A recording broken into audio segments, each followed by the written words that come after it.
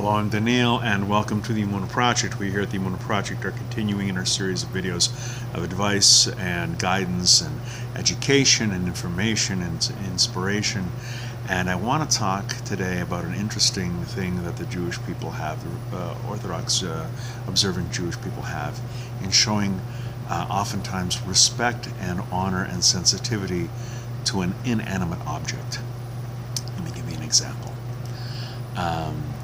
Let's say, for example, Friday night Kiddush. It happens also on any holy day in the Yontif. You make Kiddush, you made a blessing over wine. But when you're making the blessing over the wine, when you're making the Kiddush, the two loaves of bread, the two challahs, are covered in a cloth, often a very decorative cloth. Why? In the normal course of things, the hamotzi blessing, the blessing for bread, comes first, and that blessing covers the whole meal. You don't have to make a separate blessing for meat and vegetables and drinks. The hamotzi comes first, bread is the most important. On Friday night dinner, however, the Kiddush, the blessing over the wine, comes first. And we cover the challahs out of respect because we don't want to embarrass the challahs that the wine blessing is going to go first. Are two pieces of bread going to be offended, literally? No. But the point is, if we show this kind of respect and sensitivity and honor to inanimate objects, how much more so will we do so for humans, our fellow man? Let me give you another example from the Torah, from the book of Exodus. When Moshe Rabbeinu was sent to Egypt, and he starts the curses on Egypt. The first three curses, Dam, Tzvardeya, and Kinim, blood, frogs, and lice. Moses doesn't bring forth those curses. He delegates that to Aaron. Aaron God causes them, but Aaron does the blood. Aaron does the frogs. He spreads his hand over the ponds and lakes and streams and of Egypt. Out come the frogs. He puts his staff on the ground, the dirt, brings out the lice. So why doesn't Moses do the blood, the frogs, and the lice? Same concept, respect. The waters of Egypt saved Moses' life when he was a baby and his mother put him in a basket.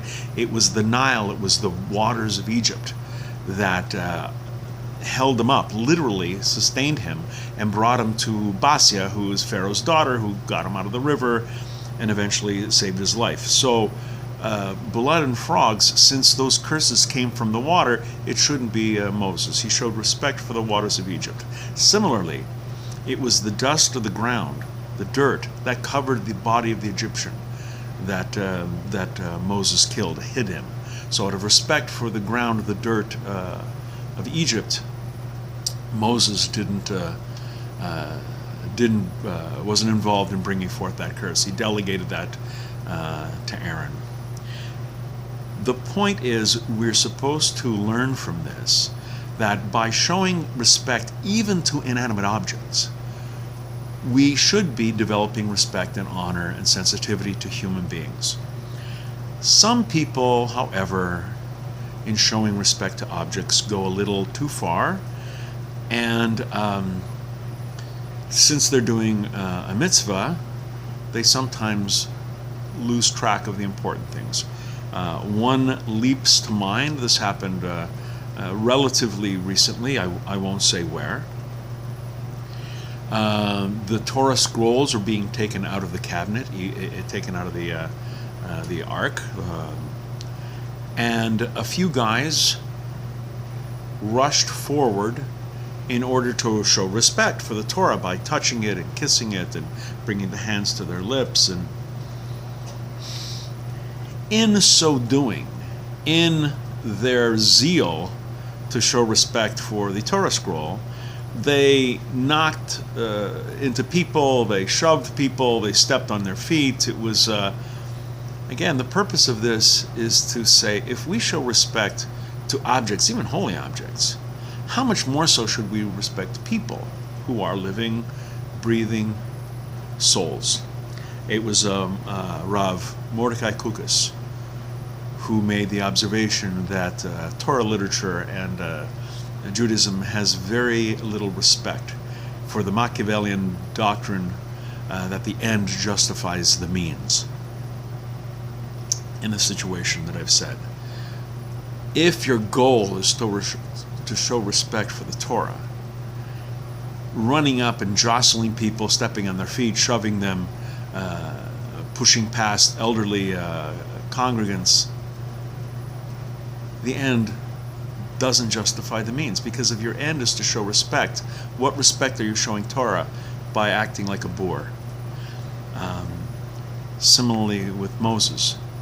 Moses was doing a great mitzvah. He was saving the Jewish people.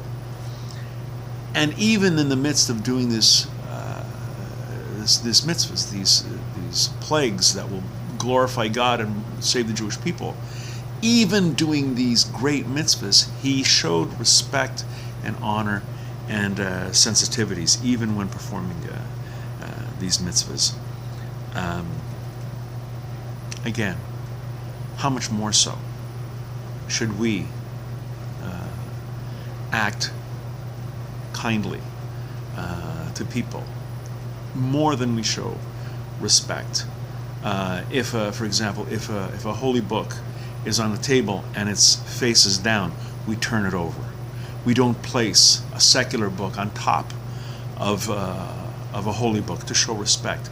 Let's show more respect for people than the respect that is due, justly due, to inanimate objects. We're going to be doing more videos along these lines. Please come back, please watch, please learn. And until next time, on behalf of the Emunah Project, I'm Daniel, and thank you too much.